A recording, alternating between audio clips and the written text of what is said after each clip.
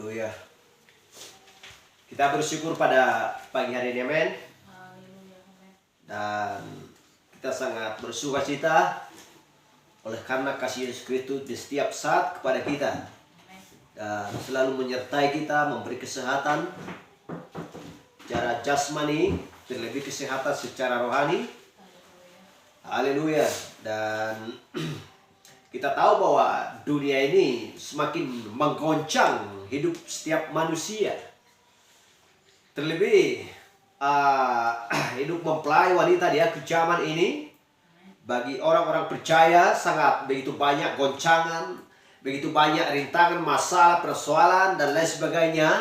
Tetapi itulah tandanya bahwa orang-orang yang seperti itulah, orang-orang yang mengalami hal-hal yang seperti itulah, ya, anak-anak Tuhan yang sudah ditentukan sebelum dasar dunia ada. Karena tanpa ada tantangan, tanpa ada cobaan, tanpa ada rintangan dan lain sebagainya, berarti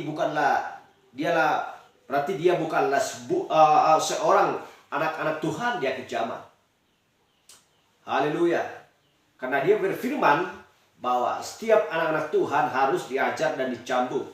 Itulah sesungguhnya anak yang dia kasihi. Tetapi Tuhan juga berfirman bahwa dia tidak akan pernah meninggalkan anak-anaknya laki-laki dan perempuan sebagai anak yatim piatu. Dia selalu merawat, dia selalu menjaga. Ketika dia kekurangan, bahwa Tuhan memberikan secukupnya dengan dia. Haleluya. Apa yang diperlukan sebelum kita meminta, bahkan Tuhan sudah memerlukan bagi kita di setiap saat. Dan itulah tandanya bahwa ya kita taat kepada firman-Nya, tetapi bukan karena kepintaran kita, bukan karena kegagahan atau begitu besarnya ya pengetahuan kita, tetapi benar-benar Tuhan memberikan kepada kita hikmat daripada surgawi. Pengetahuan akan firman diberikan kepada kita pada waktu senja ini. Haleluya. Dan disitulah ada tahapan-tahapan demi tahapan Tuhan memberikan kepada kita dengan komplit menjadi sempurna. Sehingga sampai ke tahapan yang ketujuh, di mana Tuhan memeteraikan setiap orang yang bertekun kepada Dia sendiri, yang takut, yang tahu dan mau melakukan firman-Nya. Dia memberikan ajaran yang begitu sempurna. Sehingga dia pun berkata, hendaklah engkau sempurna sama seperti Bapakku di surga adalah sempurna. Karena tidak ada seorang pun yang sampai kepada Bapa kalau bukan disempurnakan terlebih dahulu oleh Yesus Kristus.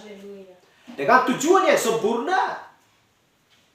Dan semuanya itu sudah dirancang dan sudah ada programnya semuanya di dalam pikirannya Allah sebelum dasar dunia ada. Karena tidak ada seorang pun manusia di muka bumi yang bisa dapat memikirkan akan hal-hal semuanya itu yang sudah dirancang Tuhan sebelum Tuhan menciptakan langit dan bumi. Tidak ada seorang pun manusia, begitu liciknya, begitu pintarnya pun, begitu keintelektualannya pun tidak akan bisa memikirkan firman Tuhan kalau Tuhan tidak memberikan pewahyuan kepada dia untuk melakukannya.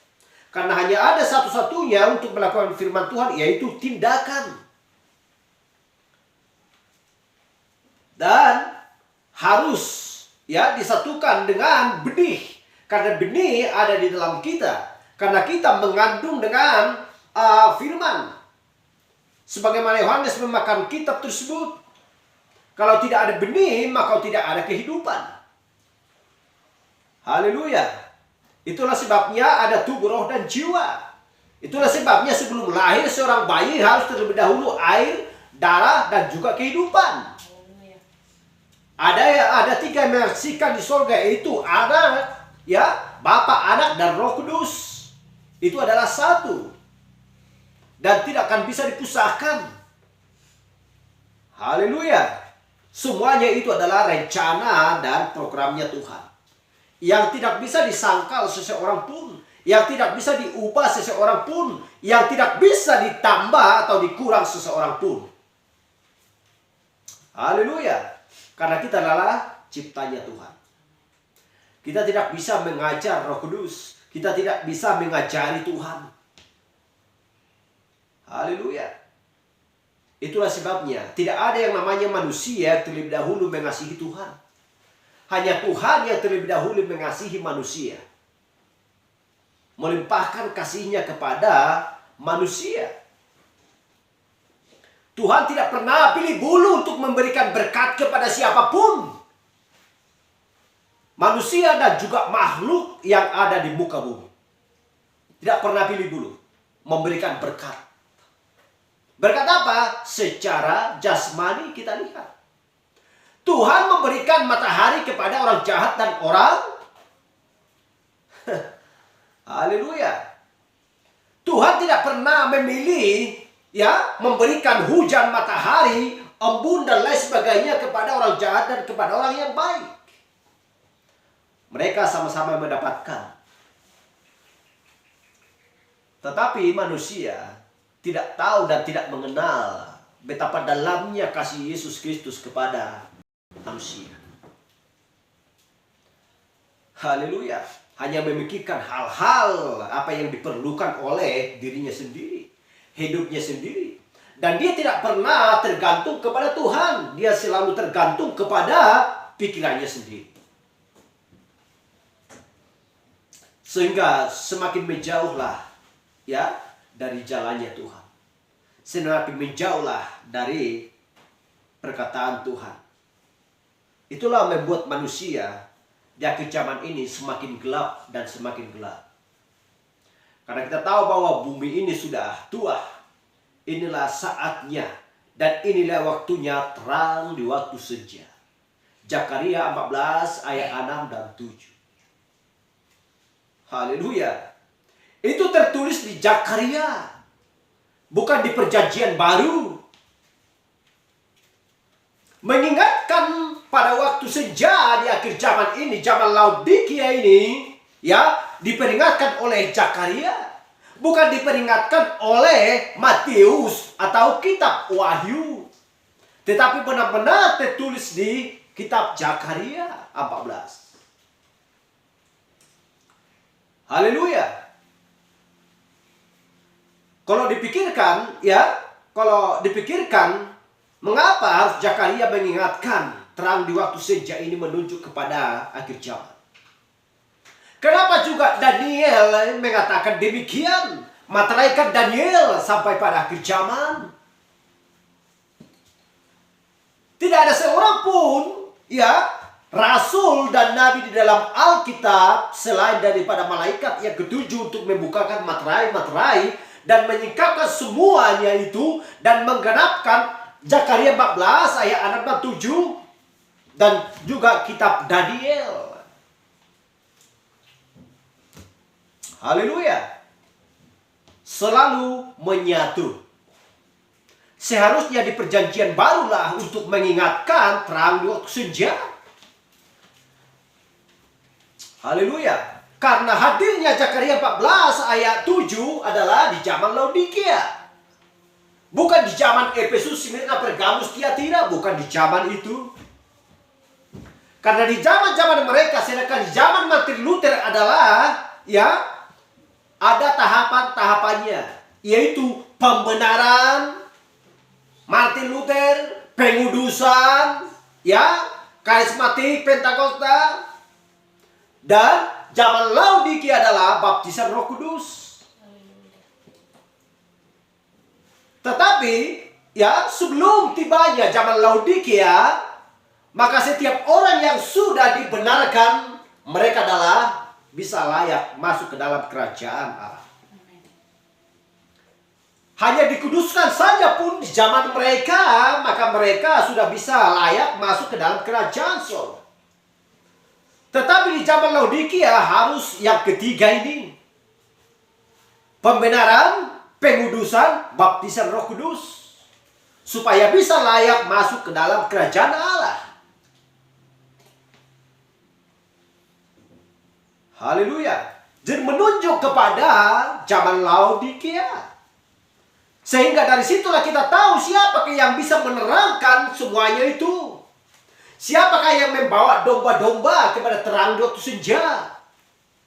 Siapakah yang bisa layak membuka materai-materai dan ketujuh sangkakala, ketujuh cawan, ketujuh zaman gereja? Haleluya. Nama Yesus Kristus tidak ada di perjanjian lama. Haleluya. Nama kita pun tidak ada di sini. Tidak ada nama kita di sini. Tetapi kita ada di sini ya, karena firman Tuhan tertulis bahwa kamu sudah dipilih sebelum dasar dunia ada. Siapakah mereka? Kita yang taat, yang mau melakukan firman Tuhan pada zaman ini. Bukan zaman John Wesley, bukan zaman Martin Luther, bukan zaman Rasul Paulus. Kalau kita melakukan firman Tuhan zaman Rasul Paulus, gak ada seorang pun di zaman Laodikia ini yang bisa masuk surga. Gak ada jalannya. Haleluya. Kenapa? Karena firman pada zaman Rasul Paulus bukan firmanlah zaman ini. Ya. Karena zaman ini firman adalah seperti yang sudah saya terangkan tadi, Zakaria 14 ayat 6-7. Wahai 10:7, Malaki 4 ayat 5. Siapakah utusan di situ? Malaki 4 ayat 5. Wahai 10:7. Sehingga tampillah di zaman Zakaria 14 ayat 7. Untuk menggenapkan kitab Daniel. Sehingga semuanya dulu masih dimeteraikan, sekarang sudah dibuka. Apakah ada alasan tidak tahu dan tidak mengerti, sementara sudah terterai di depan mata kita dan sudah dibukakan? Gak ada alasannya seperti itu. Hal yang sama di zamannya di zamannya Nuh. Gak ada alasan yang tidak bisa masuk ke dalam bahtera karena pintu masih terbuka. Haleluya. Bukankah kita tidak tahu bahwa di zamannya Nuh adalah masuk ke dalam bahtera? Dan bukankah kita tidak tahu di zamannya Sodom keluar, ada yang masuk, ada yang keluar. Tetapi mereka ya sama-sama selamat. Di zamannya Nuh, kalau orang tidak mau masuk ke dalam bahtera, mereka tidak selamat. Tetapi barang siapa yang mau masuk ke dalam bahtera, mereka selamat. Di zamannya Sodom, barang siapa yang tidak mau keluar dari Sodom, mereka tidak akan selamat. Berarti ada yang keluar, ada yang masuk. Kalau ada yang masuk, ada yang keluar, berarti harus ada yang naik. Itu tahapannya. Selalu menunjuk kepada kesempurnaan. Haleluya. Jadi harus komplit. Ada 3 tahapannya. Ada yang masuk, ada yang keluar, ada yang naik. Haleluya. Ada Bapa, ada Anak, ada Roh Kudus. Tetapi ketiganya itu adalah satu. Jadi benar-benar kita harus memahami kalau menunjuk ke Zakaria 14 ayat 7, di zaman manakah ini? Karena ini menunjuk zaman di waktu senja. Gak ada waktu senja di zaman yang lampau, gak ada jalannya itu. Keliru. Jadi para siapa yang tidak mau masuk ke dalam terang di waktu senja, mereka tidak akan selamat. Bisakah selamat? Ya, syukurlah kalau masuk ke pada haleluya. Bukankah kita tidak tahu bahwa ya, kesusahan besar akan berlangsung nanti? Penyucian akan dosa dan kesalahan. Haleluya. Kita tahu bahwa penghakiman di kedatangan Kristus nanti, ya, ada penyucian di sana. Tetapi kita tahu bahwa kita adalah perlambang, ya, Henokh. Sebelum kesusahan besar di zamannya Nuh, kita sudah terlebih dahulu dijamankan dan dibawa oleh Yesus Kristus ke tempat yang nyaman. sebelum mengalami kesusahan besar. Haleluya. Baik, kita buka Alkitab kita.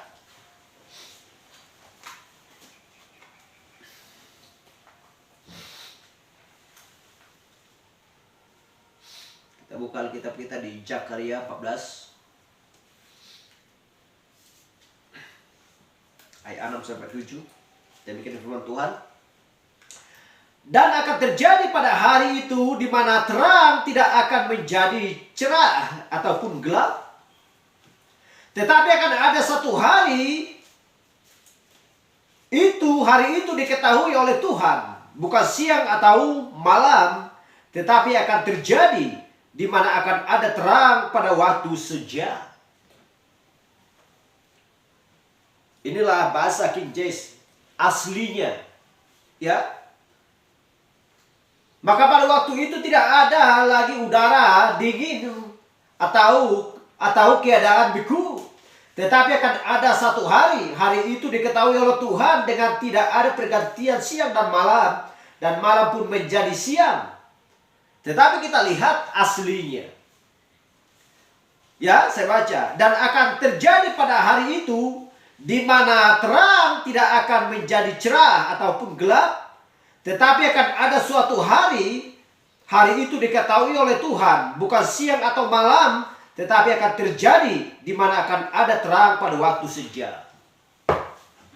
Inilah bahasa Ibrani asli. Haleluya. Silakan duduk.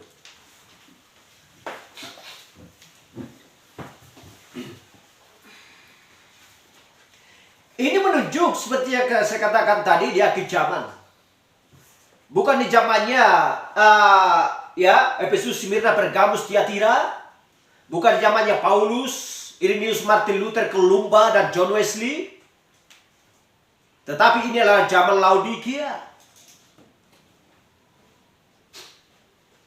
Kalau kita perhitungkan, ya, di zaman Zakaria ini sampai zaman akhir ini, zaman Laodikia ini berapa ribu tahun? Kita bayangkan. Belum lahir Yesus Kristus. Dan sejak lahir Yesus Kristus sampai zaman ini udah berapa ribuan tahun. Haleluya. Tetapi sudah menunjuk di sana akan akhir zaman ini. Apakah pada zaman dulu mereka sudah melakukan ini? Seperti yang saya katakan tadi, bahwa ada pembenaran pengudusan, baptisan Roh Kudus. Di zamannya Luther, ya, mereka memakai pengudusan atau pembenaran, ya, zamannya Luther, pembenaran. Zamannya karismatik, pengudusan. Hanya itu saja mereka lakukan, mereka sudah selamat. Tetapi di zaman ini ketiganya harus dilakukan. Haleluya. Jadi menunjuk kepada waktu senja. Artinya waktu senja adalah itu hampir, ya, jam 6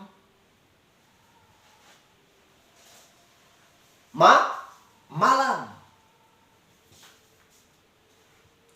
Jadi kalau kita melihat antara pergantian menjelang antara terang dan gelap, yaitu sudah hampir jam 6, itulah artinya senja. Ada terang di waktu senja. Artinya masih ada waktu sedikit lagi. Sewaktu ada terangnya sedikit, ya, masuklah ke dalam terang di waktu senja itu, ke dalam bahtera sebelum bahtera tertutup. Terimalah pesan firman Tuhan pada setiap zamannya sebelum bahtera tertutup. Selagi ada waktu, pulanglah dari ladang, dari manapun sebelum gelap, supaya kamu nanti jangan meraba-raba berjalan sehingga terjatuh. Haleluya. Selagi ada yang memanggil, datanglah kemari, kemarilah kemari. Selagi ada terang di sini, datanglah. Nanti kamu nggak mendapatkan terang di sana. Kamu hanya mendapatkan gelap gulita nanti di sana. Kamu tidak bisa mencari makanan, tidak bisa mencari air, tidak bisa mencari pakaian dan lain sebagainya. Namanya gelap. Apakah orang-orang tidak mau datang kepada terang di waktu senja ini untuk mendapatkan makanan rohani pada musimnya? Haleluya. Kalau tidak ada seorang pun yang mau datang kepada waktu senja ini, di mana terang di waktu senja ini masih ada, mereka tidak akan mendapatkan makanan rohani pada musimnya. Amen. Haleluya. Selagi ada makanan, kita melihat bagaimana tentang hikmat dan pengetahuan akan Yusuf ketika dia berada di Mesir untuk mengumpulkan makanan pada zamannya. Kalau tidak ada Yusuf, maka semua manusia di muka bumi mati. Sedangkan dari tanah Kanaan sudah berdatangan hamba Tuhan yang bernama Yakub dan juga anak-anaknya pergi ke Mesir untuk mendapatkan makanan. Karena makanan tidak ada lagi di tanah mereka. Kalau dipikirkan, masa di tempat penyembah berhala cukup begitu berlimpah makanan. Sementara di tempat orang-orang pilihannya Tuhan yaitu Yakub tidak ada makanan. Alasannya apa? Bisakah Firaun mengetahui akan datang masa kelaparan 7 tahun? Dan 7 tahun tidak akan bisa menanam? Dia tidak bisa. Alasannya apa? Kenapa di Mesir ada makanan? Karena Tuhan menempatkan Yusuf hambanya Allah di sana. Amen. Haleluya. Untuk memperpanjang kehidupanmu lah aku ada di sini. Haleluya. Jadi kita akan melihat apa yang sudah berlampau. Kita tidak akan bisa hanya melihat ke depan. Kita lihat di masa yang sudah lampau. Bagaimana keluarga dan saudara-saudara kita sedang melakukan kebenaran firman Tuhan pada zamannya. Haleluya.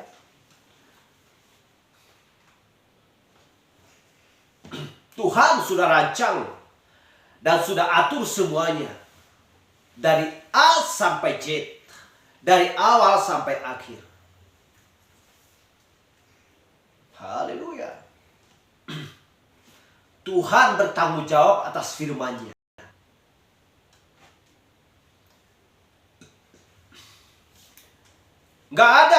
Tuhan nggak pernah Tuhan nggak bertanggung jawab atas perkataannya, atas firman-Nya. Ya, kalaupun kelaparan di negeri orang lain, maka Tuhan perintahkan supaya pergi mereka dari negerinya untuk mencari makanan pergi ke Mesir. Karena Tuhan tempatkan dan Tuhan sengaja makanan ada di Mesir. Haleluya. Kalau orang tidak taat dan tidak mau kepada perkataan Tuhan, ya silakan aja. Matilah, mati kelaparan.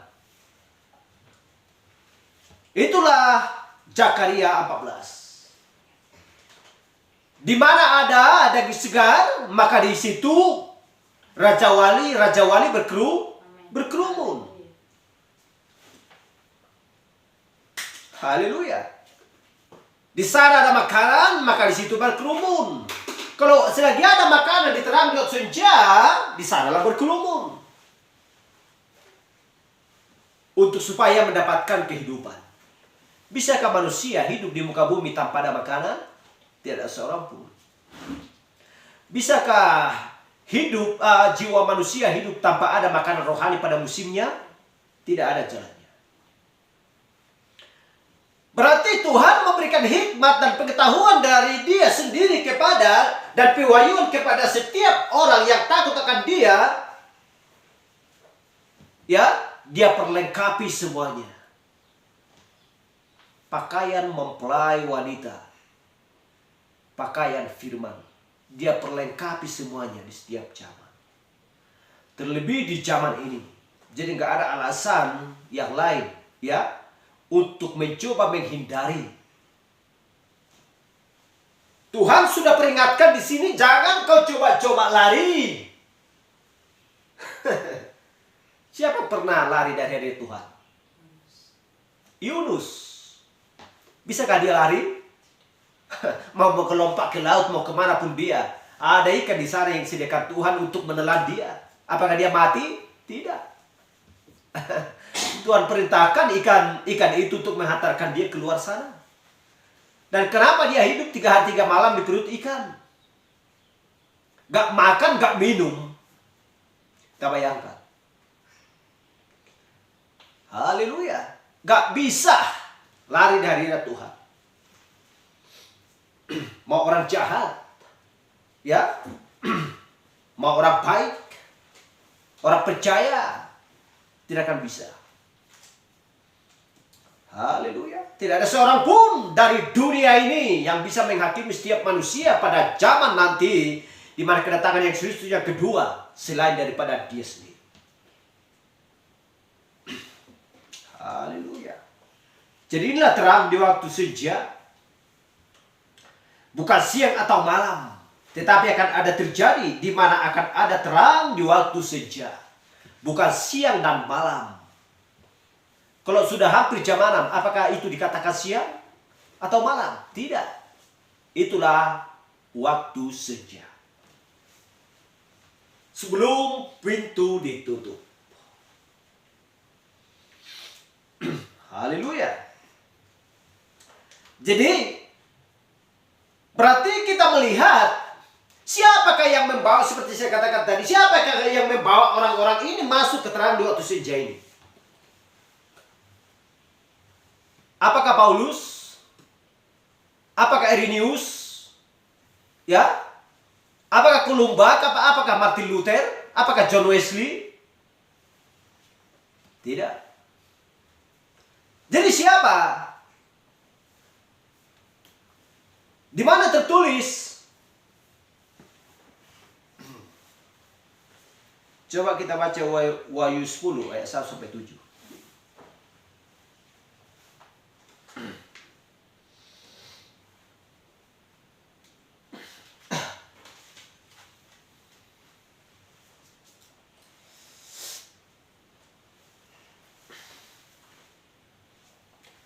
Wahyu 10 ayat 1 sampai 7. Dan aku melihat seorang malaikat yang lain kuat turun dari surga, berselubungkan awan, dan pelangi ada di atas kepalanya, dan mukanya sama seperti matahari, dan kakinya bagaikan tiang api. Ini adalah Yesus Kristus.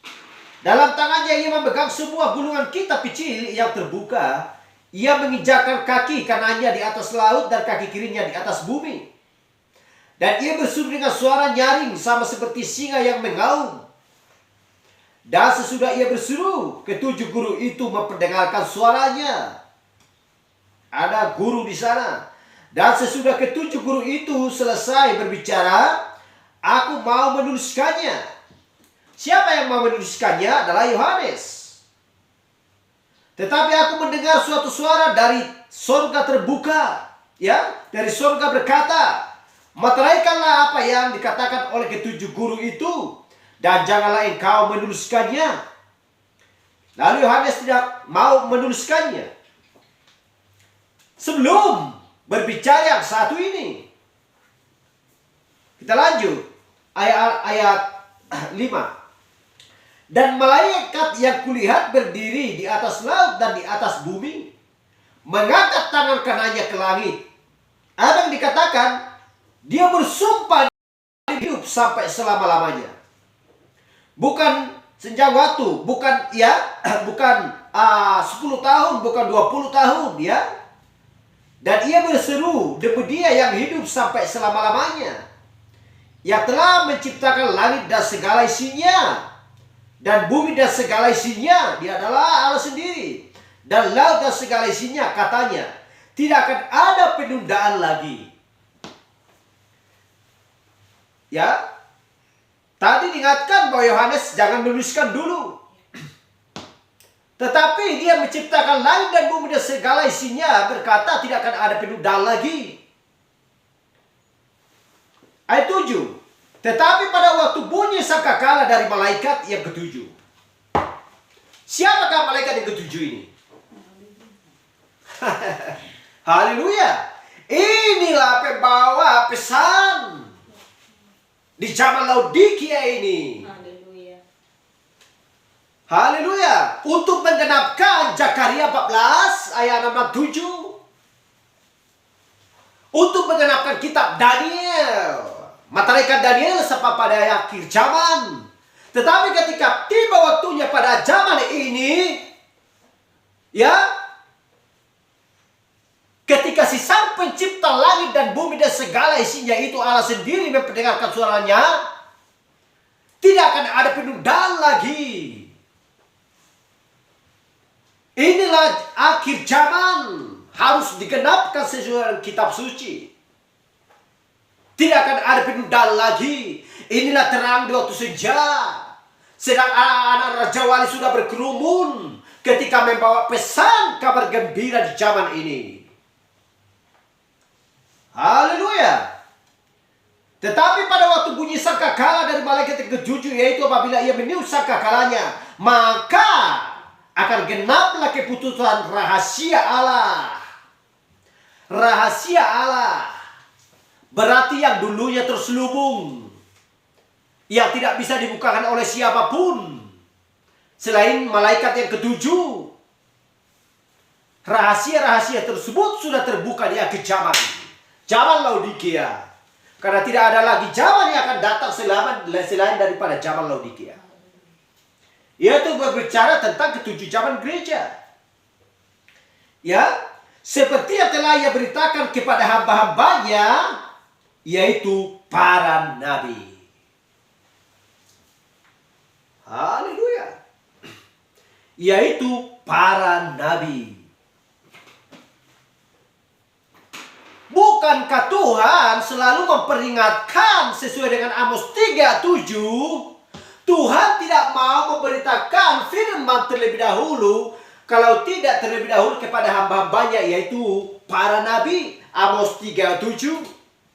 Kalau memang demikian, apakah Tuhan datang untuk menghakimi manusia di muka bumi sebelum dia memperingatkan, memberitakan dulu, menyampaikan pesan kepada seorang nabi untuk memperingatkan orang-orangnya sebelum kedatangannya? Ia selalu dulu menyampaikan pesan melalui hamba-hambanya, yaitu para nabi. Hal yang sama di akhir zaman. Itulah sebabnya ada tarikan pertama, tarikan kedua, tarikan ketiga. Dan kita harus memahami dan tahu bagaimanakah ciri seorang nabi. Haleluya. Seorang utusan. Tidak ada nabi, tidak ada lagi rasul, tidak ada lagi nabi. Yesus Kristus mengatakan demikian, ya. Yesus Kristus mengatakan demikian pada zamannya. Karena tidak ada seorang pun yang bisa didengarkan di zamannya Yesus selain daripada dia sendiri. Haleluya. Itulah sebabnya harus memahami dengan benar-benar akan kitab ini. Kalau tidak dipahami, keliru. Haleluya. Kalau tidak dipahami masalah kitab, akan keliru dan akan terjadi sesat. Ketika Yesus hendak pergi, ya, sudah pergi ke tahtanya. Di dalam kitab dikatakan bahwa dia duduk di sebelah tangan kanan Allah. Tetapi ketika Yohanes naik ke surga dan melihat di sana, hanya ada seorang diri. Mana yang benar? Yohanes kah? yang dibawa Tuhan naik untuk memperlihatkan segala sesuatunya kepada dia, yang sudah kita baca tadi? Siapa yang benar? Apakah Yohanes yang benar atau Rasul Paulus? Atau Lukas yang menuliskan kitab ini? Matius, Markus, Lukas, Yohanes. Haleluya. Tuhan mengatakan kasihlah musuhmu. Tuhan juga mengatakan kalau kamu tidak membenci saudara-saudaramu, ayah ibumu, dan juga bahkan dirimu sendiri, engkau tidak akan bisa layak mengikut aku. Siapa yang benar? Tuhan gak pernah salah. Hanya orang yang salah, yang tidak mengerti. Itulah sebabnya, kalau orang-orang menerima firman pada zamannya dan mengakui dan mau melakukannya, tidak ada bertanya-tanya dalam pikirannya, bagaimanakah firman Tuhan ini? Selalu mengatakan, Tuhan, aku percaya di setiap firman-Mu dari kitab Kejadian sampai Wahyu. Haleluya. Haleluya. Sehingga Tuhan memberikan pewahyuan kepada dia supaya dia dapat mengerti. Haleluya. Satu ayah, satu ibu. Seharusnya antara yang dilahirkan oleh seorang ibu, baik perempuan maupun laki-laki, hanya dua macam. Kalau tidak mirip sama mamanya, sama ayahnya. Ya. Kalau ada keturunan daripada garis seseorang sampai 10 anaknya, kenapa enggak mirip semua? Ya. Kalau kita melihat, ya, kita melihat pergi ke luar negeri kemanapun kita, jutaan orang. Kenapa nggak mirip? Tuhan sudah rancang semuanya. Tuhan tidak pernah melihat warna kulit, warna kuning, warna putih, warna hitam, dan lain sebagainya. Nggak pernah melihat, memandang wajah, memandang kecantikan, dan lain sebagainya. Tuhan memandang hati. Ayah pun dan ibu hanya memandang hati. Banyak anaknya ganteng, banyak putrinya yang cantik. Kalau badan, haleluya. Jelek pun kalau baik, kalau hatinya baik. Hal yang sama antara Kristus dan juga kepada anak-anaknya. Haleluya. Baik, kita baca lagi di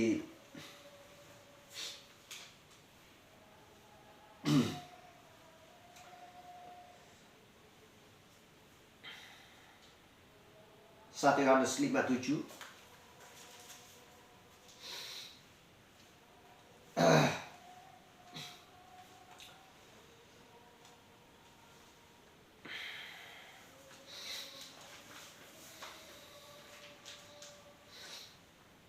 Sebab ada 3 yang memberi kesaksian di dalam surga.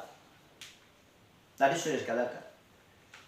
Sebab ada yang memberi kesaksian di dalam surga. Bapa, Firman, dan Roh Kudus. Dan ketiganya adalah satu, bukan 3.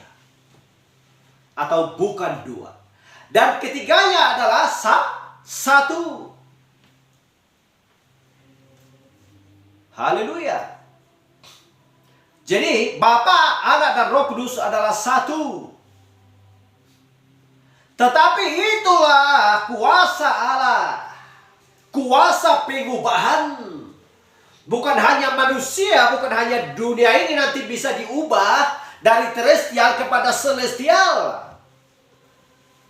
Ya, dari tubuh jasmani menjadi tubuh teofani. Bahkan dirinya sendiri pun bisa diubah. Di mana tertulis Yohanes 1 ayat 1 dan 3 dan 14.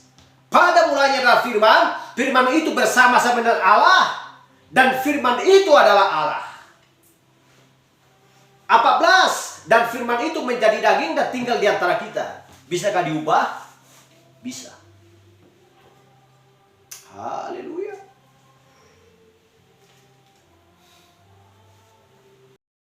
Tiada mustahil bagi Tuhan. Tetapi ketika manusia mengatakan ada 3 pribadi, bukan 1 pribadi. Lain anak, lain Bapa, lain Roh Kudus. Berarti siapakah yang harus disembah? Apakah Bapa, Anak, atau Roh Kudus? Kalau memang itu berbeda. Berarti kalau ada 3 orang yang harus disembah, berarti ada 3 Tuhan. Bukankah Tuhan tidak benci kalau memiliki 2 Allah atau 2 Tuhan? Kalau Tuhan tidak benci, maka Tuhan tidak akan menghukum bangsa Israel ketika mereka keluar dari Mesir. Ketika Musa pergi ke Gunung Sinai untuk membawa tita yang 10 dari sana, Musa mendapati bahwa bangsa Israel sudah membuat patung-patung yang sangat besar. Patung buatan manusia yang mereka sembah. Mereka tidak percaya dan tidak yakin lagi bahwa Musa akan kembali untuk menuntut dan membawa mereka ke Mesir, ke tanah perjanjian. Tuhan benci melihat orang-orang menyembah dengan 2 Tuhan. T kecil dan T besar. A kecil dan A besar. Haleluya. Jangankan melihat itu, melihat penyilangan pun Tuhan sangat muak dan benci. Kenapa? Karena tanpa persilangan, manusia tidak akan jatuh dalam dosa. Apa yang disilangkan di sana? Antara firman Tuhan dan perkataan si iblis. Dia tampung, dia terima dua-duanya. Dia silangkan, dia masukkan ke dalam hatinya. Haleluya.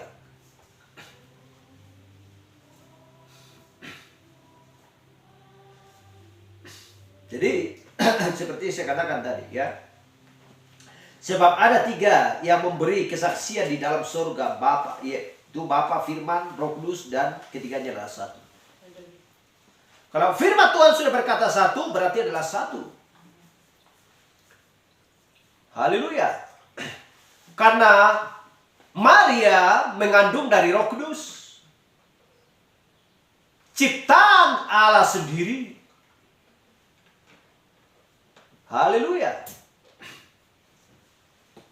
Bukan mengandung dari manusia. Apakah Yesus Kristus berawal? Gak ada tertulis dalam Alkitab bahwa Yesus berawal. Apakah Yesus Kristus berakhir? Tidak ada dalam Alkitab bahwa Yesus Kristus berakhir. Oh iya, dia akan berawal. Dari mana? Dari rahim Maria. Loh, iya benar. Tetapi siapa yang menciptakan manusia itu dalam rahim manusia? Siapa yang buat Yesus Kristus ada di dalam rahim manusia? Kalau memang manusia yang buat, itulah yang namanya berawal.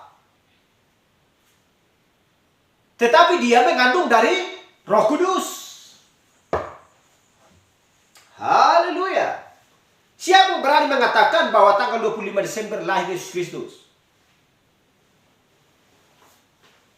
Gak ada caranya. Tidak ada seorang pun yang tahu kapan dan tanggal berapa Yesus lahir. Tidak ada seorang pun yang tahu di muka bumi. Kalau orang sampai tahu tanggal berapa lahir Yesus Kristus, berarti dia sudah berawal. Haleluya. Itulah sebabnya Yesus Kristus tidak berawal dan tidak berkesudahan. Tidak berkesudahan. Supaya kita memahami. Haleluya. Ibu Yesus aja tidak menuliskan tanggal 25 Desember. Joseph aja, Yusuf aja tidak menuliskan. Murid-muridnya pun tidak. Siapapun tidak. Masa ibunya sendiri nggak dituliskan? Tanggal berapa dia lahir? Kenapa nggak ada di dalam Alkitab? Haleluya. Hanya mempelai wanita yang tahu itu. Mari kita baca lagi di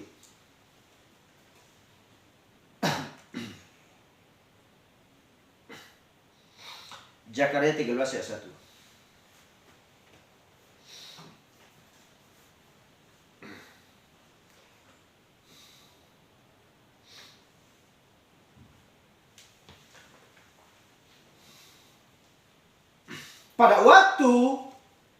Pada waktu itu akan terbuka suatu sumber bagi keluarga Daud dan bagi penduduk Yerusalem untuk membasuh dosa dan kecemaran. Bukankah ini tidak indah? Pada waktu itu akan terbuka suatu sumber bagi keluarga Daud dan bagi penduduk Yerusalem untuk membasuh dosa dan kecemaran. Haleluya.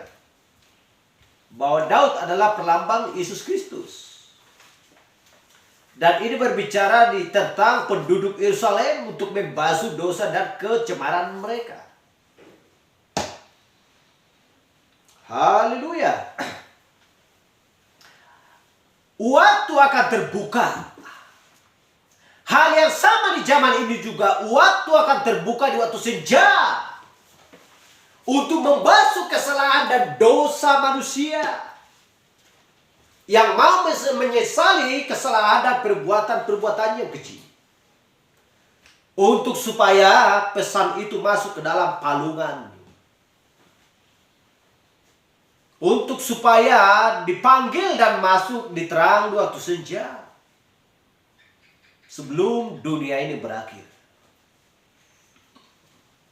Bukan soal kepintaran berkhotbah, bukan soal kepintaran bernyanyi, bukan soal pakaian diteringatkan di sini. Yang penting masuklah ke dalam terang di waktu senja.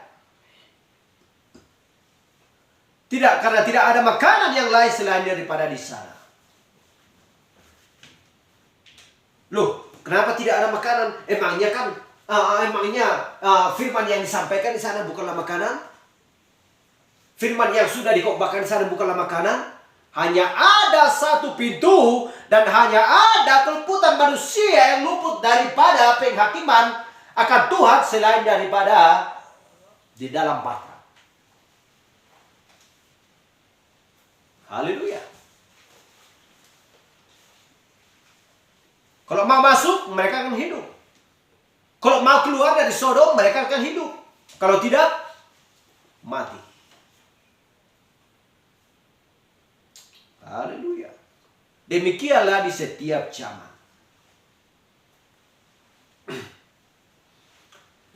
Haleluya. Kita tahu bahwa kita sudah mempelajari zaman-zaman gereja yang sudah lampau. Orang-orang kudusnya Yesus semua dipenggal, dibunuh, digantung. Ya, ibu-ibu yang sedang hamil, perutnya dibelah, dan bayinya dilemparkan ke singa-singa, diberikan ke anjing-anjing. Oleh karena mempertahankan kebenaran zaman itu. Apakah mereka takut? Disiksa, digantung, dibunuh? Tidak. Haleluya. Tetapi sekalipun mereka contohnya atau merokok pada zaman itu, ya, mungkin saja Tuhan udah, ya, haleluya. Tetapi apa yang mereka terima, apa yang mereka alami, itulah firman zaman itu. Loh, kenapa kok mereka mau dibunuh? Kok mereka mau digantung? Kok mereka mau dibelah perutnya? Emangnya mereka tidak mau ikut atau taat kepada raja-raja pada zaman itu? Kenapa semua bayi-bayi dibunuh pada zaman Yesus Kristus yang berumur 2 tahun ke bawah?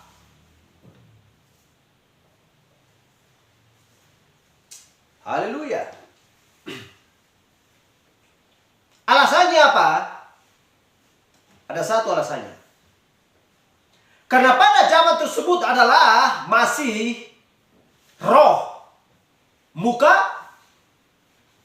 manusia itu muka lembu. Muka lembu. Apakah artinya muka lembu? Adalah pembantaian, penenggalan, penyembelihan. Rolling bola yang ada pada zaman itu, sehingga manusia yang takut akan Tuhan tidak peduli atau tidak takut untuk dibunuh.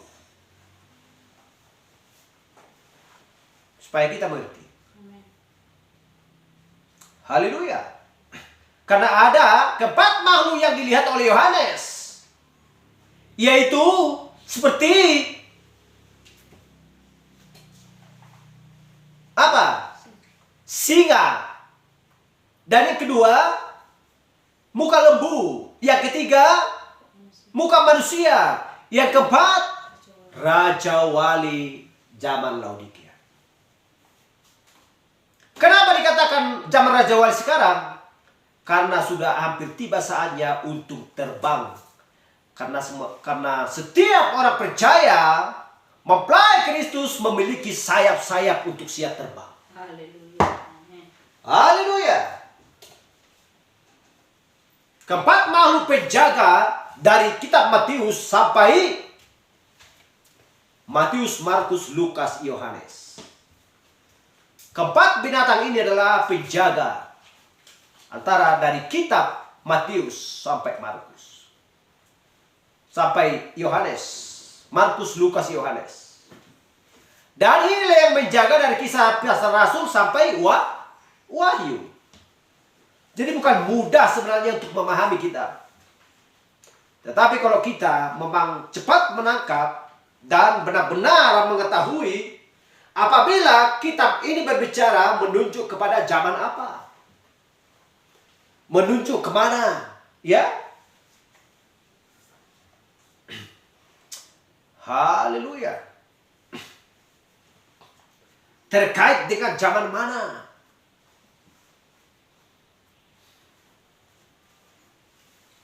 Haleluya.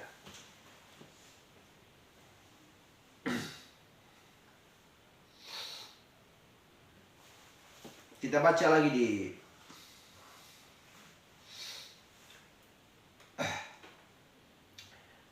gak usah dibaca Wahyu 3:17, kita sudah tahu bahwa ini zaman Laodikia, ya, dan zaman gereja, dan tidak dingin dan tidak panas. Ini lebih bicara tentang suam-suam kuku. Dan kita baca dulu di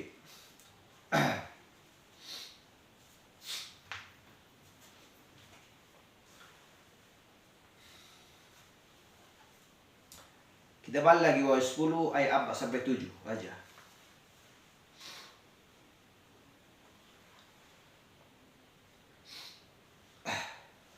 Wahyu 10 ayat 4 sampai 7 aja. Demikian firman Tuhan. Dan sesudah ketujuh guru itu selesai berbicara, aku mau menuliskannya, ya. Supaya kembali kita sedikit lagi lah. Tetapi aku mendengar suatu suara dari surga berkata, materaikanlah apa yang dikatakan oleh ketujuh guru itu, dan janganlah engkau menuliskannya. Dan malaikat yang kulihat berdiri di atas laut dan di atas bumi, mengangkat tangan kanannya ke langit. Dan ia bersumpah demi Dia yang hidup sampai selama-lamanya, yang telah menciptakan langit dan segala isinya, dan bumi dan segala isinya, dan laut dan segala isinya. Katanya, tidak akan ada penundaan lagi. Tidak akan ada penundaan lagi. Haleluya. Tetapi pada waktu bunyi sangkakala dari malaikat yang ketujuh, Amos 3:7, Wahyu 10:7, inilah, ya, berbicara malaikat yang ketujuh adalah utusan zaman gereja Laodikia. Bukan utusan zaman gereja Sardis, Tiatira, Pergamus, Tiatira, atau Efesus. Haleluya. Hanya 7 malaikat. 7 mediator. Ya, 7 utusan, artinya mediator adalah utusan. Pengantara artinya. Haleluya.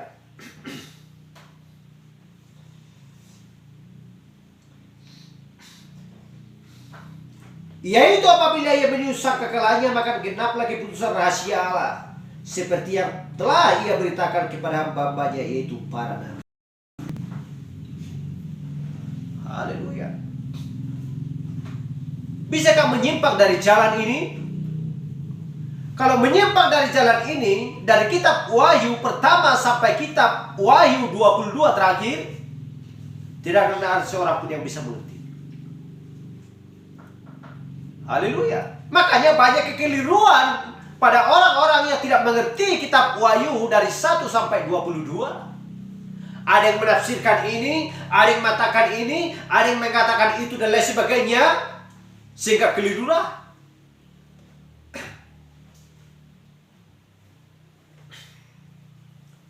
Haleluya. Karena ada di dalam kitab Wahyu ya berbicara tentang kuda putih.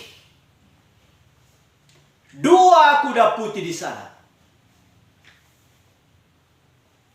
Kalau orang tidak mengerti, pokoknya putih berarti bersih. Berarti siapakah itu? Udahlah, kita katakan aja Yesus kalau bukan malaikat. Kalau selanjutnya bagaimana? Udahlah. Tafsir aja lah itu. Haleluya. Hal yang sama kembali lagi di zaman seperti zamannya Nuh. Ditafsir-tafsir. Dari mana datangnya hujan? Dari mana datangnya air? Nggak ada itu. Aku aja masih di dalam rahim ibuku sampai saya sekarang sudah punya uban. Masa nggak datang-datang hujannya? Nuh, dongeng aja kau katakan ini. Menyesatkan kami kau. Emangnya kau nggak suka kami? Emangnya kau nggak suka melihat kami dansa-dansi di sini? Mabuk-mabuk dan berpesta pora dan lain sebagainya? Haleluya. Asal kata menafsir, ya, itu bukan berasal dari Tuhan. Haleluya. Lain pewahyuan. Kalau pewahyuan itu cepat menangkap dan cepat mengerti. Oh, itu rupanya. Benar. Bukan berkeliling-keliling ya di satu tempat. Sehingga tidak tahu jalan keluar. Kalau orang yang mempunyai pewahyuan daripada Kristus, ya, tidak mau berkeliling-keliling. Hanya cukup satu keliling baru keluar. Karena cepat menangkap dan mengetahui. Oh, inilah firman pada zaman ini.